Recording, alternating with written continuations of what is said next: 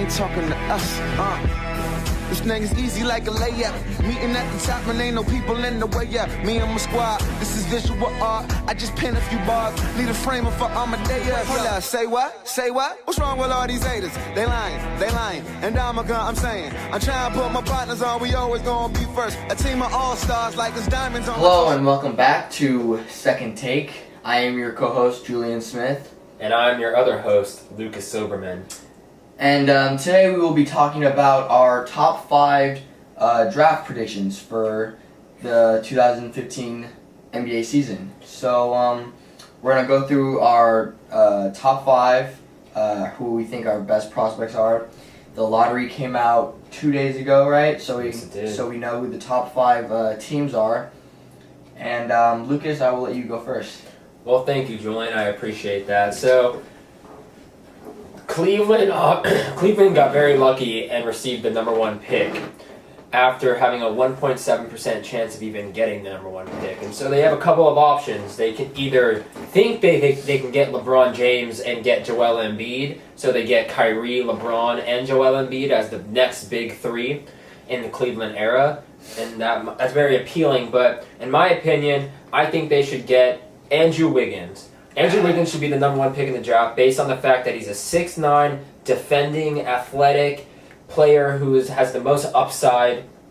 And as soon as he develops the mid-range shot and the three-point shot, he will be unguardable based on the fact that he's so athletic and that he's so shifty and long and quick to the ball and has a quick first step. So that's who I think Cleveland should take. Do you have any? He's clear. No, you're totally right. Andrew Wiggins is clearly the most athletic player in this draft by far. He can score, he can play defense, he can do it all.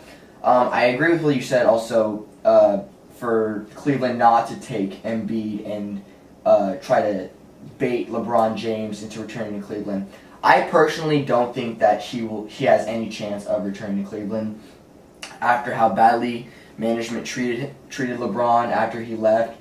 I don't feel like LeBron would ever want to go back to a team that did that to him when he left. Yeah. So I no matter what Cleveland does, in my mind, they will not get LeBron James back. So I don't even think that they should try to take that route. The safe pick. Take Andrew Wiggins, yes. Superstar potential, paired up with Kyrie Irving. You still got Tristan Thompson, Dion Waiters, Spencer Hawes, Tyler Zeller. Build around Andrew Wiggins and Kyrie, and then go from there. And then I'm just going to say my other 4 picks because we got the first one already situated. Milwaukee Bucks, they should take Embiid. He's a big dude. He's 7 feet tall. Huge upside. If the back injury stays okay, if the back injury is not a big deal, he has potential to be great.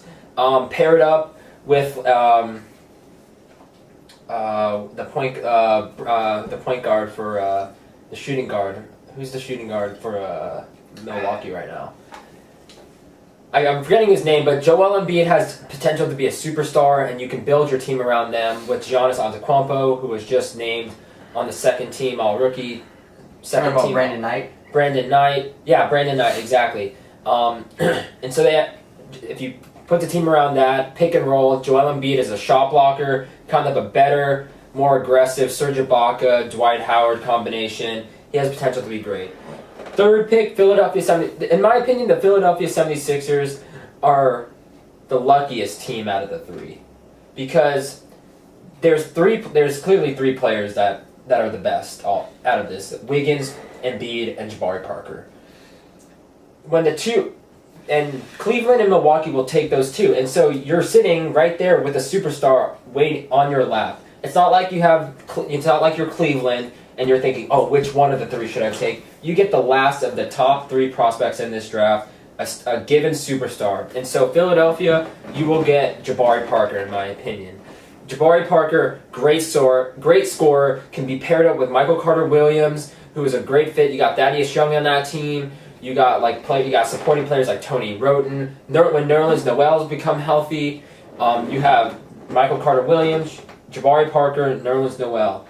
3 outstanding players. You're going to be a little bit young. You're going to have some growing pains. It may take you a couple years, maybe a year, but you have a great scorer. You have two great scorers in Jabari Parker and Michael Carter-Williams, and then you have the shot blocker and Nerlens Noel. So I think Philadelphia is sitting great at number 3. Number 4, Orlando.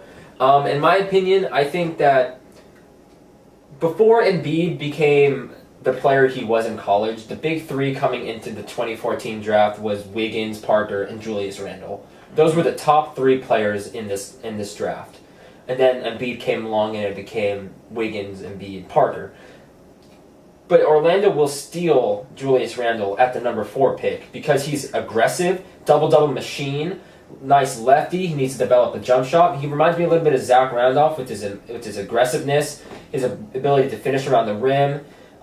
He needs to work on his he's going to be a 3 stretch 4 in my opinion. I don't think he's tall enough to play that 4 position, but I think that he will fit in great with Orlando, who already has like Victor Oladipo, Aaron Aflalo, Nikola Vucevic, like Tobias Harris, players like that, and I think he would be a great fit for that. And then finally, at number 5, the Utah Jazz, in my opinion, should take Marcus Smart. Marcus Smart is the best non-freshman in this entire class, in this entire draft. And with Gordon Hayward being a free agent, you don't know where he's going to end up. You're starting shooting guard. It's a great opportunity to get Marcus Smart already implemented into the starting lineup, to play along with Trey Burke, and to see how that combination. Marcus Smart is a great scorer. I think he will do terrific in the NBA. He seems like that. He has that type of build. He's a big guy, and I think that he will be very productive. All right, I agree with everything you just said up to the last pick for Utah, number 5. I don't know if Marcus Smart. I feel like Marcus Smart is a terrific point guard, of course, but you already have a great point guard in Trey Burke. I don't feel like you need to add another point guard to that roster to be good. Yeah, Marcus Smart is, in my opinion, Marcus Smart is a shooting guard. He's a clear shooting guard for that team. He doesn't bring the ball. He didn't even bring the ball up in Oklahoma State. Well, still, nonetheless, like he's a guard. He's a guard, and Trey Burke is the point guard. So I feel that you need to go more for the little and the big. To accommodate Trey Burke, I would take Aaron Gordon at the 4, just to get the little so that the point guard can have a big man down below. I just feel like that's just a better, well-rounded team. If you take Aaron Gordon, who possibly could become the next Blake Griffin. I agree. I think Aaron Gordon has trade upside. I actually have Aaron Gordon going then 6th pick with Boston. I think he's a great fit for Boston, and I don't want to undermine his accomplishments. I think that it's just such a stacked draft that Aaron Gordon slips to number 6, but Boston is getting a great pick with Aaron Gordon, in my opinion. I just think that Marcus Smart fits what they're needing. It's a great deal if Utah doesn't want to spend a lot of money on Gordon Hayward, who's a free agent this year. And so I think that Marcus Smart will fit right into that system with Trey Burke and have a great backcourt. So you'd rather have the better backcourt than the better than. I mean, Aaron Gordon can fit. Aaron Gordon I feel can be implemented in anywhere. He can play the power forward, the small forward. He can probably, if he's a great defender, he can probably guard any of the starting 5 except for the 5. He can guard 4 through 1, essentially, in my opinion. But I'd rather have a guy that can produce, that can give you offense. And Trey Burke. Aaron Gordon, in my opinion, Marcus Smart is way better at offense than Aaron Gordon. He needs to develop. But Aaron Gordon is a 4, though. He's big. And that's what I like. He's only around 6'9", or he's 6'8". He's crazy athletic. I agree. And I feel like Trey Burke can just set him up. Just see CP3 and Blake Griffin. I feel like that could be a great team in the future if they decide to go with it. I just think that for Utah's system and what they're trying to do, I think that they're going to take Marcus Smart. But you do agree with me that Orlando's going to take Julius Randle? Was there any you had Wiggins, Embiid, Parker, Randle? Yeah. Mm-hmm. Milwaukee and Philadelphia, I feel like those two are interchangeable. Joel Embiid could go to either Milwaukee or Philadelphia. I feel like Milwaukee has a chance to choose to grab Jabari Parker at the 2. Just because Jabari Parker is he's a given scorer. He's a very safe pick. He was like the best player coming out of high school before Andrew Wiggins. So I feel like there is definitely a possibility that Milwaukee could snatch Jabari Parker, second pick. Yeah, you really can't go wrong with any of the top three. You're gonna get a superstar, and I want to see what happens with Joel Embiid's back, because that's like a cause of concern. I want to see if that's fully functional, if there's any problems, because he is 7 feet tall. And then if Joel Embiid ends up on Philadelphia, that could be like a great, Joel Embiid and Michael Carter Williams. That'd be fun to watch, honestly. That'd be like, I would have fun watching that. That'd be, Yeah.